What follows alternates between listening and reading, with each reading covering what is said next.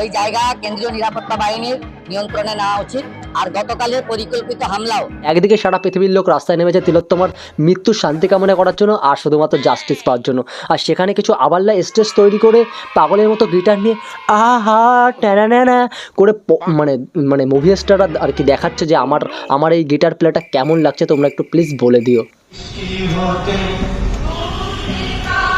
হো সায়ন থেকে তুমি কি বাজাচ্ছ ভাই, স্যারটা ভাঙা লাগছে।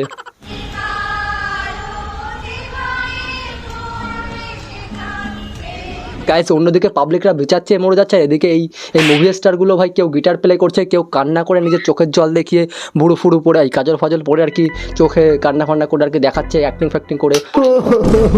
আমার 10 দিন হাগু হচ্ছিল তাই আমার কান্না পাচ্ছে। আবার কেউ শঙ্খ বাজিয়ে পো করে দেখাচ্ছে, আর এই দিদিকে আবার গিটার প্লে করে দেখাচ্ছে। মানে রিয়েল লাইফ স্টাইল, এটা রিয়েল লাইফে আর কি প্রথমবার রিয়েল লাইফে আর কি অ্যাক্টিং ফ্যাক্টিং করে দেখাচ্ছে। গাইস কেমন লাগছে অবশ্যই বলো কিন্তু। আমি বুঝি না। হো সায়ন্তকা কি বাজাচ্ছে মারি, যা লাগছে না ভাই সায়ন্তকা দিক যা বাজাচ্ছে না, আহা কি বাজাচ্ছে মারি। এরকম ভাই বাপের জন্য কেউ বাজাতে পারবে না ভাই, এইরকম অ্যাক্টিং ওকে করতে পারবে না। রিয়েল লাইফ অ্যাক্টিং একমাত্র মুভিতে এরকম করতে পারে না, তাই রিয়েল লাইফে এরকমভাবে গিটার প্লে করে শান্তি কামনা করছে তিলোত্তমার, মানে আমরা সেটা দেখতে পাচ্ছি। মানে এত অ্যাক্টিং করতে পারো দিদি তোমরা, এই অ্যাক্টিং কোথার থেকে শিখলে গো? রিয়েল লাইফ অ্যাক্টিংটা খুব ভালোই করতে পারো তাই না? হ্যাঁ স্টেজ ফেস্টেজ তৈরি করে লোকদেরকে দেখাচ্ছ আমি স্টেজ তৈরি করেছি, আর পেছনে দর্শক লাগিয়ে দিয়ে আমি গিটার প্লে করে দিয়ে তিলোত্তমার মৃত্যুর শান্তি কামনা করছি। শান্তি, এইসব ভুয়ো কাজ বন্ধ করো আর রাস্তায় নেমে পড়ো, বুঝতে পারলে?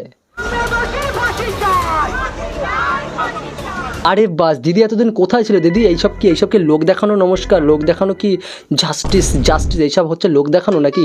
আমার তো মনে হচ্ছে গাইস লোক দেখানো জাস্টিস। মানে এতদিন দিদি কোথায় ছিল? এতদিন যখন জনতারা পেছন থেকে যখন হই করছে দিদিকে তাড়ানোর চেষ্টা করছে, তখন দিদি সব পাবলিককে নিয়ে সব সেলিব্রিটিকে নিয়ে আর কি রাস্তায় নেমেছে জাস্টিস পাওয়ার জন্য। বা দিদি তুমি কি অ্যাক্টিং করতে পারো? মানে অভিনেতাদের সাথে থেকে দিদি ভালোই তুমি অ্যাক্টিং করা শিখে গেছো। তুমি মুভিতে চান্স পেয়ে যাবে দিদি, চাপ নেই।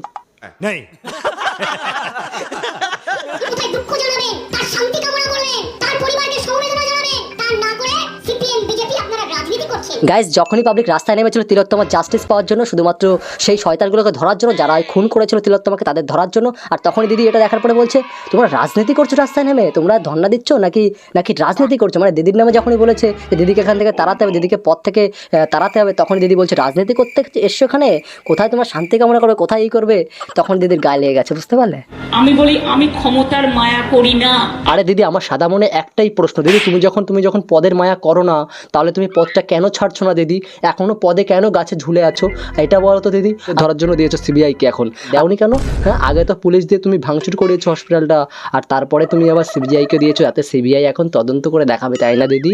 মানে খুব বুদ্ধি, মানে দিদির এই দিমাগে এতটা বুদ্ধি, মানে কি করে বলবো গাইস।